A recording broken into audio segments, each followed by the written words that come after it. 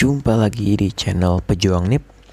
Nah, di video kali ini kita bakal bahas latihan soal SKB Perencanaan Pembangunan Daerah. Nah, mungkin buat teman-teman yang mengambil formasi di rumput perencanaan mungkin udah nggak asing ya sama kata ini ya, perencanaan kemudian pembangunan daerah. Nah, buat teman-teman yang merasa formasinya ya di rumpun perencanaan berkaitan dengan perencanaan pembangunan daerah ini, silahkan dipelajari lebih lanjut materi maupun video ini. Nah, buat teman-teman juga yang lain yang formasinya mungkin di luar rumpun perencanaan tapi merasa tupoksi dari formasinya tuh masih memiliki korelasi dengan perencanaan pembangunan daerah, saya juga silahkan untuk dipelajari materi dan juga khususnya video ini ya sampai selesai nanti.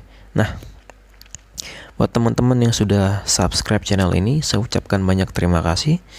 Buat teman-teman yang belum subscribe, saya persilahkan tekan tombol subscribe di bawah agar tidak ketinggalan video-video berikutnya dan agar saya dapat membuat video-video yang lebih banyak lagi seperti ini. Oke, tanpa berlama-lama lagi, langsung saja kita mulai. Soal yang pertama. RPJMD merupakan salah satu jenis dokumen perencanaan pembangunan daerah yang memiliki masa berlaku selama A 50 tahun, B 25 tahun, C 20 tahun, D 10 tahun, atau E 5 tahun. Ya, ini jadi RPJMD ini merupakan salah satu jenis dokumen perencanaan pembangunan daerah ya. Dan masing-masing jenis dokumen ini memiliki masa berlakunya ya. Nah, kira-kira untuk RPJMD ini memiliki masa berlakunya berapa lama ya? Nah, jawabannya adalah E ya, 5 tahun. Jadi RPJMD ini merupakan salah satu jenis dokumen perencanaan pembangunan daerah yang memiliki masa berlaku selama 5 tahun. Oke, buat teman-teman yang mungkin belum tahu ya RPJMD ini apa, jadi ini merupakan singkatan ya dari Rencana Pembangunan Jangka Menengah Daerah. Dan memang memiliki masa berlaku itu selama 5 tahun. Jadi berlaku 5 tahun, kemudian dirumuskan lagi ya ibaratnya si RPJMD yang baru. Dan berlaku 5 tahun, terus kemudian dirumuskan lagi yang baru, begitu seterusnya. Oke, kita lanjut ke soal yang berikutnya. Nomor 2, penjabaran dari visi, misi, dan program kepala daerah yang memuat tujuan, sasaran, strategi, arah kebijakan, pembangunan daerah dan keuangan daerah, serta program perangkat daerah dan lintas perangkat daerah dituangkan dalam dokumen perencanaan pembangunan daerah, yaitu A. RPJPN, B. RPJPD, C. RPJMD, D. RKPD, atau E. Perkada. Nah, ini juga masih berkaitan ya, yaitu mengenai dokumen perencanaan pembangunan daerah. Nah, kira-kira dari ini yang ini dituangkannya ke dokumen perencanaan yang mana ya? Apakah yang A, B, C, D, atau E? Penjabaran dari visi misi dan program kepala daerah. Dan jawabannya adalah C ya, RPJMD. Jadi ini masih ada kaitannya dengan soal sebelumnya ya. Jadi RPJMD ini merupakan penjabaran dari visi misi dan program kepala daerah yang memuat tujuan, sasaran, strategi, arah kebijakan, pembangunan daerah dan keuangan daerah, serta program perangkat daerah dan lintas perangkat daerah yang disertai dengan kerangka pendanaan bersifat indikatif untuk jangka waktu 5 tahun yang disusun dengan berpedoman pada RPJPD dan RPJMN. Oke, sebelum saya bahas lebih lanjut, mungkin teman-teman ada belum tahu mungkin RPJPN ini apa ya kan? Nah, untuk RPJPN ini juga sama, ini singkatan dari Rencana Pembangunan Jangka Panjang Nasional. Nah, jadi ini berlakunya secara nasional ya, jadi se-Indonesia. Kemudian ada RPJPD, nah ini Rencana Pembangunan Jangka Panjang Daerah. Nah, Ini merupakan salah satu dokumen di daerah juga ya untuk perencanaan pembangunan daerah. Kalau yang RPJMD ini menengah, maka RPJPD ini jangka panjang ya. Kemudian ada RKPD atau rencana kerja pemerintah daerah ya. Nah, ini juga salah satu dokumen perencanaan pembangunan daerah juga. Kemudian yang E ini Perkada. Nah, Perkada ini tidak termasuk ya sebagai dokumen perencanaan pembangunan daerah. Jadi Perkada ini singkatan dari peraturan kepala daerah, dan dikategorikannya ini Perkada ini sebagai produk hukum daerah ya, sama seperti Perda ya kan. Oke.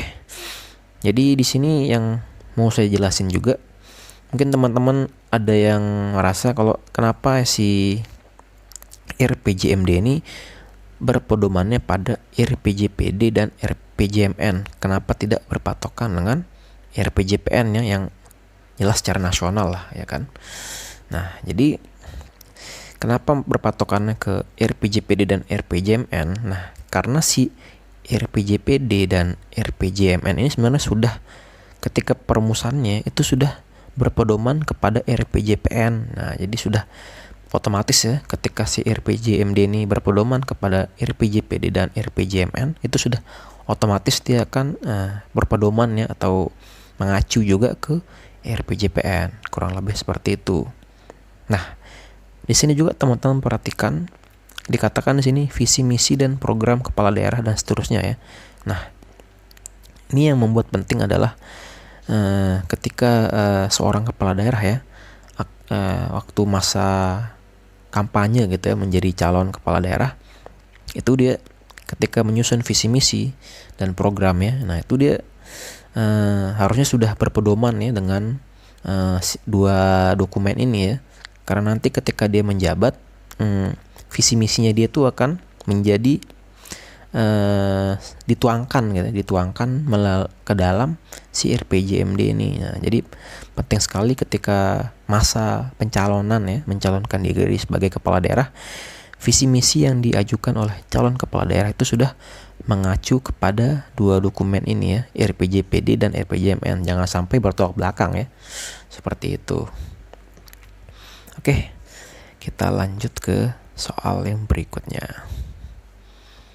Nomor 3, waktu pelaksanaan musrenbang tingkat desa atau kelurahan dan kecamatan adalah A. Sebelum musrenbang kabupaten kota, B. Setelah musrenbang kabupaten kota, C. Sebelum pilkada provinsi, D. Setelah musrenbang provinsi, atau E. Tidak ada jawaban yang benar. Kira-kira mana nih? Jawabannya adalah A ya, sebelum musrenbang kabupaten kota. Jadi seperti yang saya sebutin di awal video ya, musrenbang ini musyawarah perencanaan pembangunan.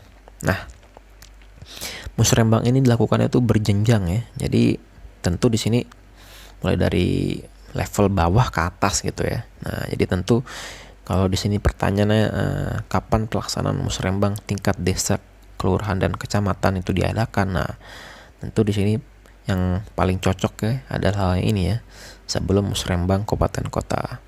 Jadi sebelum bertemu ya di musrenbang kabupaten kota ini diadakan, ya tentu sudah dilaksanakan musrenbang di tingkat di bawahnya ya, yaitu di tingkat desa atau kelurahan dan kecamatan.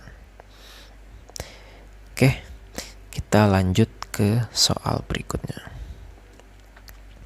Nomor 4, menggunakan metode dan kerangka berpikir ilmiah untuk mencapai tujuan dan sasaran pembangunan daerah merupakan definisi dari pendekatan A. Teknokratik, B. Partisipatif, C. Politis, D. Atas bawah dan bawah atas, atau E. Keilmuan. Nah, yang mana nih? Ini dari sini yang salah satu pendekatan ya di sini yang maknanya adalah menggunakan metode dan kerangka berpikir ilmiah, ini yang mana ya? Dan jawabannya adalah A ya, teknokratik. Jadi pendekatan teknokratik ini menggunakan metode dan kerangka berpikir ilmiah untuk mencapai tujuan dan sasaran pembangunan daerah ya. Jadi memang dalam perencanaan pembangunan daerah itu menggunakan beberapa pendekatan ya. Pendekatannya itu ada 4. Nah, jadi si teknokratik, kemudian partisipatif, politis, kemudian atas bawah dan bawah atas ini merupakan pendekatan-pendekatan tersebut. Nah, buat teman-teman yang mau tahu lebih lanjut soal ini bisa lihat di pasal 261 ya. 261. Nah, ini 261 di mana? Ini bisa lihat di Undang-Undang Nomor 23 Tahun 2014 tentang pemerintahan daerah. Oke, bisa teman-teman cek di situ. Jadi 4 pendekatan ini ya.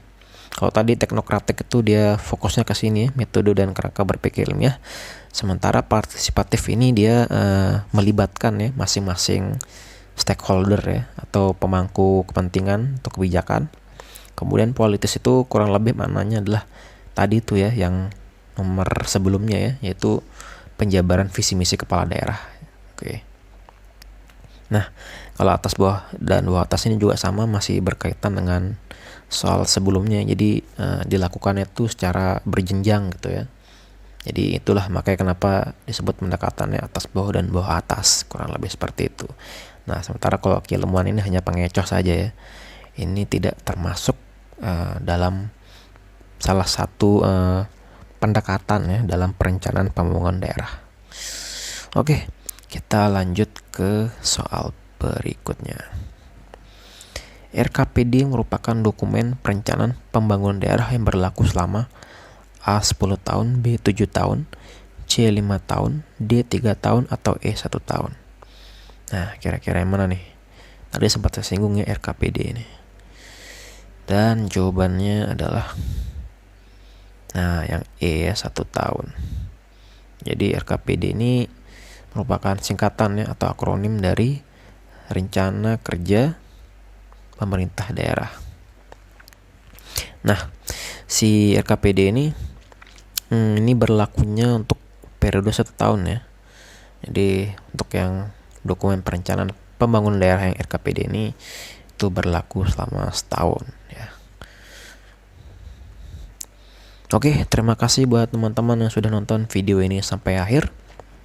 Jangan lupa buat teman-teman yang belum subscribe untuk tekan tombol subscribe, dan jangan lupa kalau teman-teman suka dengan video ini silahkan di like, share, dan buat teman-teman yang mungkin ada pertanyaan atau mungkin juga saran, silahkan komen di bawah, kita diskusi bersama. Oke, mungkin sampai sini dulu video untuk bagian perencanaan pembangunan daerah ini. Tetap semangat buat teman-teman untuk mempersiapkan diri untuk